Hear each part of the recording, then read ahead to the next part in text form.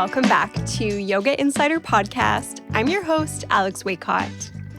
If you're new here, I've been a yoga teacher for over 14 years, and today I run a completely independent yoga business that doesn't rely on studio classes. I offer pre-registered yoga series for folks in my community, as well as continuing education for yoga teachers who want to refine their skills. Over the years, I've learned a lot about what it takes to build a yoga business that's actually sustainable.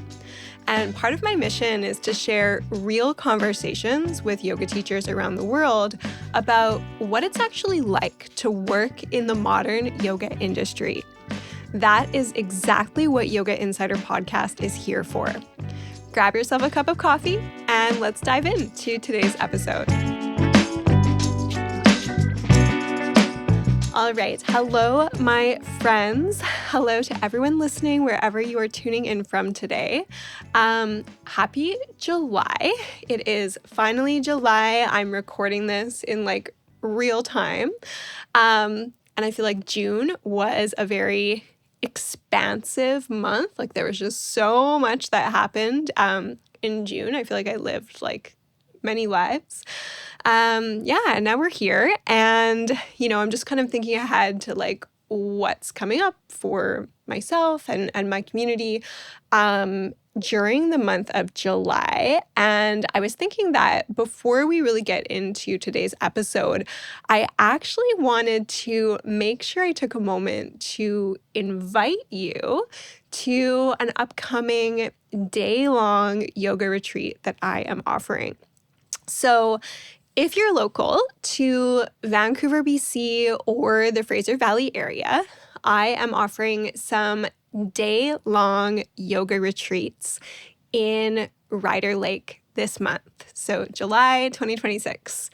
And Ryder Lake is a mountain community that's part of Chilliwack, BC.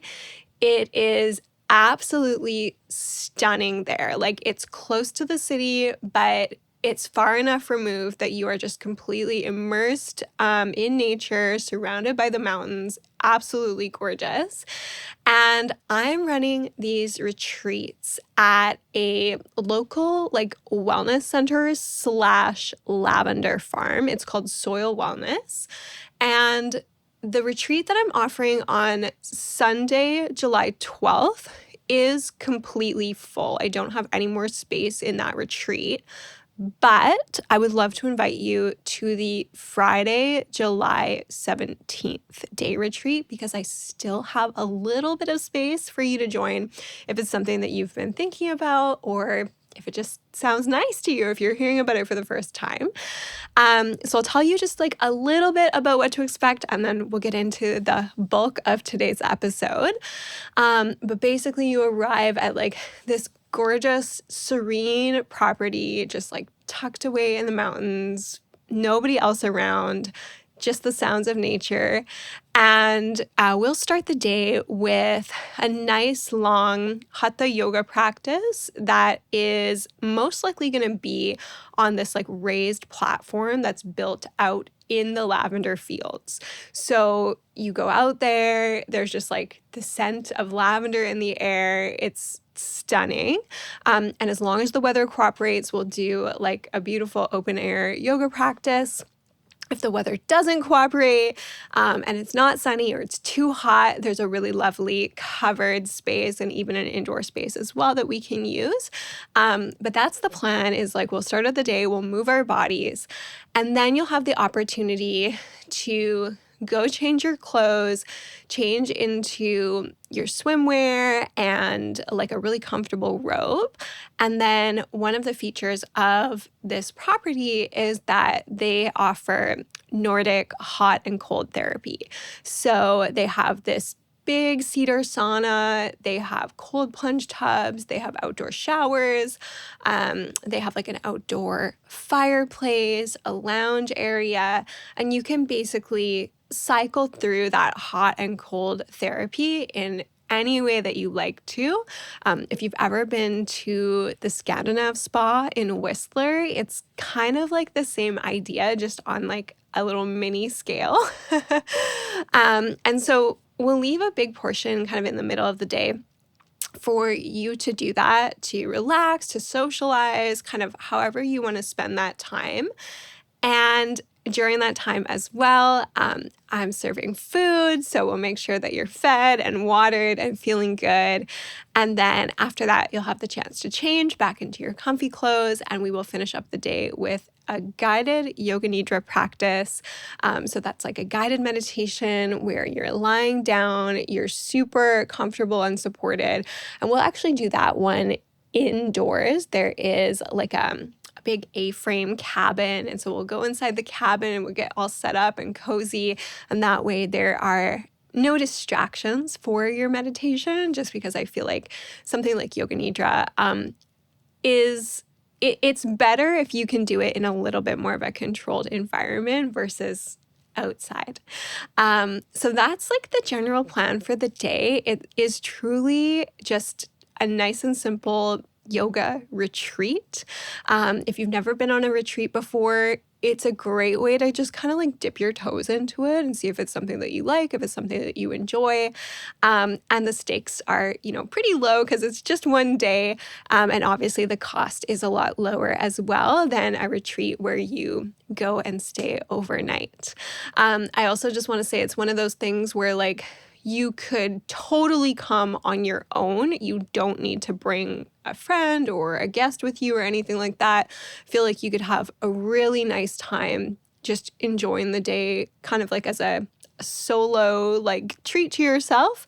Or of course you could always invite a friend as well. But either way, I feel like it will be really enjoyable. And the way that I run retreats is just really casual, really relaxing. I don't do any kind of like forced sharing circles or anything like that. I'm not going to make you do anything weird or uncomfortable. We're literally just there to like enjoy nature, do some yoga, enjoy the sauna and the cold tubs and the beautiful surroundings. And that is it. So if you are available on Friday, July 17th, I will link the registration for that day retreat in the show notes and on YouTube as well. And yeah, I would love to have you, even if you're like a local listener to the podcast and maybe we haven't met before. That would be such a cool opportunity for us to meet. So yeah, let me know if you're interested and if you want one of the final spots. All right. So today on the podcast, I am inspired to share one small shift. So like one little tiny thing that you can do that can have a really massive impact on your teaching and how you feel as a teacher and also how your students feel in class.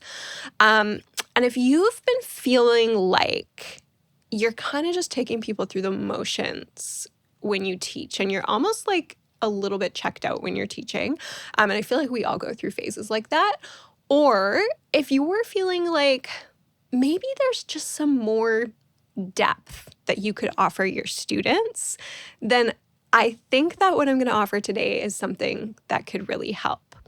And what I'm going to share isn't about coming up with like a more creative or unique or unusual kind of sequence or anything like that. Like we're not reinventing the wheel. It's going to be a way where you can build depth for your students, like based on what you already know and what you already do with them in class. Something that I feel like I often say is that it's one thing to take people through the motions and kind of guide them through a class, and then it's another thing to like really teach. And I want to acknowledge, first of all, how much effort it takes to take people through the motions effectively, like especially when you are a new yoga teacher. It takes a lot of effort to create a sequence that makes sense. It is a lot of energy to hold space for your students. It's a lot of effort and skill just to find a way to communicate effectively with your students, whether that's with your words or with your body or just like a little bit of both. But if you've been teaching for a while and you feel like you're ready to add an extra layer and you're not doing this already, then my challenge for you today is this. Can you pick an aspect of your class and really break it down? You don't need to teach a full workshop, but can you pick one pose or one principle or technique or pranayama or action, like one specific thing, and can you break down with a little bit more detail what's behind it? So this is an invitation to go a little bit deeper with your students. And something that I can say with confidence is that your students want to learn and your students want to be taught. This is something that has come up so many times, and I'm sure that some of you have experienced this when you were teaching as well, where a student will come up to you after class and they'll say something like, I've been practicing yoga for 10 years, and that's the first time that anybody has stopped to explain XYZ. Or that's the first time I was able to feel like such and such action in my body because of the way that you explained it. And so this is one of those things that we can do to kind of help our students have those aha moments or create those moments for our students where like everything connects and it makes sense. And so this is just a chance to go a little bit deeper with them. And it is something that you can do and integrate like into a regular class. So another thing that I'm going to say is like maybe a little bit of a hot take, but life is boring if we don't have hot takes. But I think that there are probably more teachers out there taking people through the motions than there are teachers out there like really teaching. And neither of these things are like good or bad, but there is a bit of a distinction to be made here as well as an opportunity. So the distinction to me is that like really teaching and being able to explain things and break them down is an advanced skill. It's a skill that comes usually after we learn how to take people through the motions effectively. So usually like that comes first. And then once we're confident with that, then we learn how to explain the why and the how behind what we're communicating. So I would say that it's one of those things that gets a little bit easier with time, or maybe it starts to come a little bit more naturally with time. And when we're in our first couple years of teaching, a lot of times, like I've said before, we're just trying to get our words out. We're just getting used to like being in front of people and figuring out how a class works. And once we feel like we've got that rhythm down, it's like then there's space to go a little bit deeper. And this is kind of what I'm speaking to today. Now, the distinction or, the invitation rather, and this is almost like a little bit of a challenge for my listeners or an opportunity for my listeners, is to pick one aspect of your class and break it down for your students and teach the actions and the why behind the pose. So this is a really powerful way to take your teaching to the next level. And when you're doing this and you're kind of like in the planning process, you might consider things like teaching your students the primary purpose of the pose. So what is the pose for and why do we practice it? There is often an opportunity here to even like debunk some misconceptions that your students might have. And they might actually be pleasantly surprised to hear what you have to say. So, for example, let's take downward facing dog. A lot of students think that downward facing dog is about stretching their hamstrings. And a lot of people have tight hamstrings. If you've taught yoga, you know this, you've seen this. And so down dog can feel like a little bit frustrating and a little bit unsatisfying for some people. But often, and there are always exceptions to the rule, but most of the time, the primary action and purpose of downward facing dog is to lengthen and decompress the spine, especially when we look at like how it's used within a full yoga sequence. So I'm curious about how it might feel for your students to have that kind of information.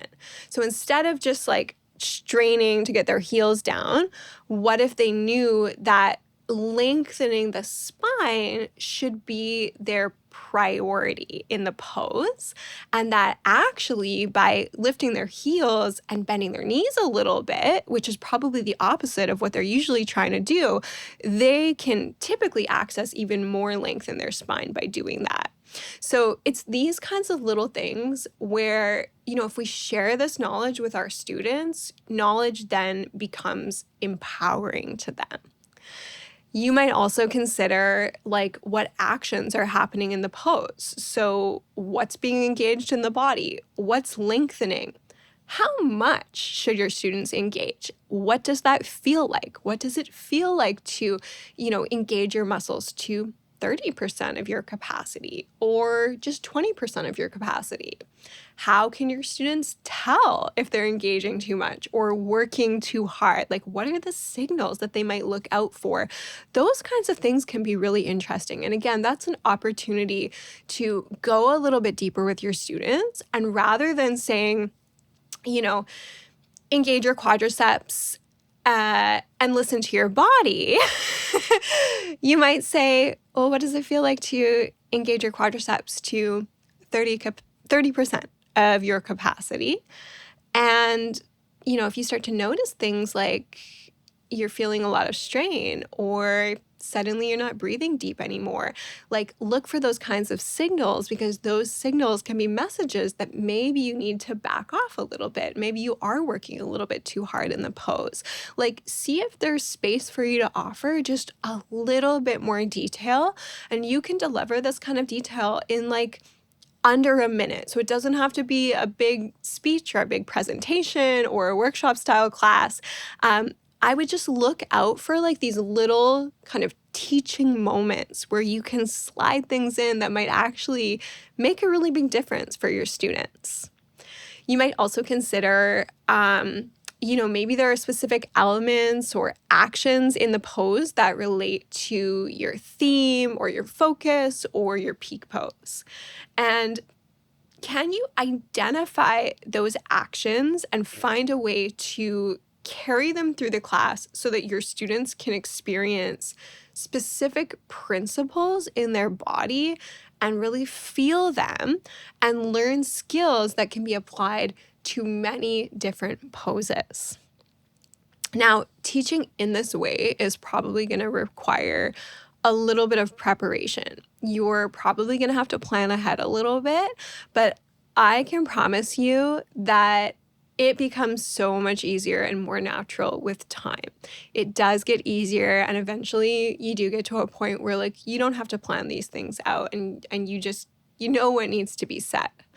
So see if you can pick like just one pose or one technique from your sequence and write down what specific actions or aspects of the pose you want to speak to. So try to get really specific. Like, is there a specific action that you want to emphasize?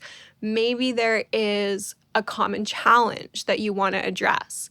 And whatever it is, take some time to like pre-plan what you want to communicate and how you're going to communicate that, and break it down for your students in a short amount of time, within most likely like a 60-minute class.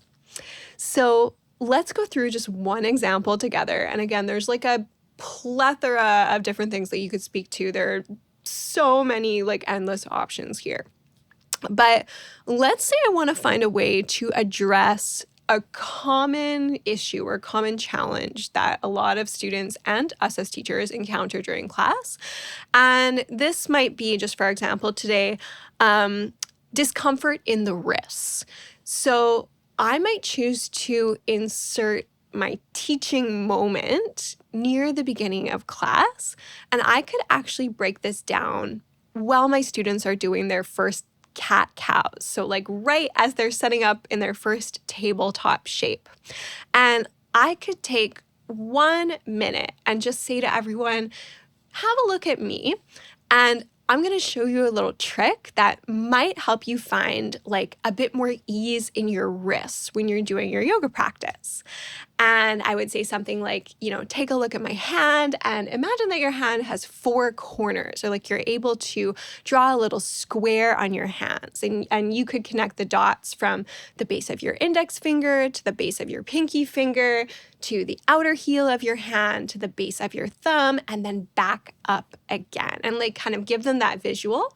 And then I might say something along the lines of, when we press down equally through all 4 corners of our hands and we grip our finger pads into the mat, we distribute our weight more evenly, we make our forearms work a little bit more, and we actually work with our hands rather than dumping into our wrists and compressing that median nerve that often is what kind of the culprit is of like that shooting pain or discomfort that sometimes people get up their arms or in their wrists when they're practicing poses where they're on all fours.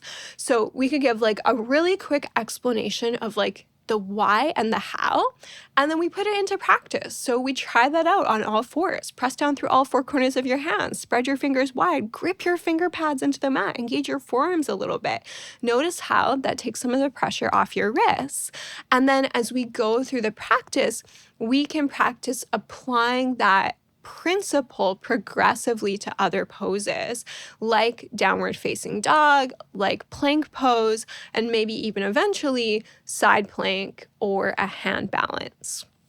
So this is how you can begin to integrate some real like little teaching moments into your classes. And this is a really great baby step to start to break down your teaching a little bit and get more present with your students by breaking things down in order to help your students understand not just what they're doing, but also why they're doing it and how to experience it more effectively in their own bodies. I feel like those little teaching moments, again, where you just take like a minute or two to break down one thing, can really help build your confidence as a yoga teacher. And they're also going to help your students develop a deeper understanding of their practice. So this is such a good way to turn like poses into learning experiences, basically, and integrate a little bit more education into your classes. And you can do this even if you only have an hour. I feel like every time you help someone understand something that they haven't understood before, or you are able to address like a common question or a common challenge through your teaching, you have most likely created a moment that at least some of your students are going to remember for a long time. Like when things click and people have that little light bulb moment or that aha moment, that stays with them. And like I can think way, way back through many of my own yoga experiences as a student where I've had those aha moments. And it's so funny because like I still think of things that teachers have said to me or shown to me while I'm doing the poses, like 15, 20 years later, like after I, encountered those specific cues or that information. So like this kind of stuff, it seems so small and I think sometimes so obvious to us, but it can make such a big difference for your students. So let me know if you decide to try this out this week, and tell me what pose you decided to break down or what technique you decided to break down and how you did it. I hope you feel inspired to bring a little bit more education, a little bit more of those like teaching moments into your classes if you're not doing so already. And as always, thank you so much for being here. Thank you for tuning into today's episode. If you have been enjoying Yoga Insider Podcast, please take 2 seconds to leave a 5-star rating wherever you're listening, just to kind of signal to the algorithm that people like this podcast, and to tell the algorithm to show more yoga teachers like you that they should be listening to Yoga Insider as well. So thanks for being here, and I'll see you next time.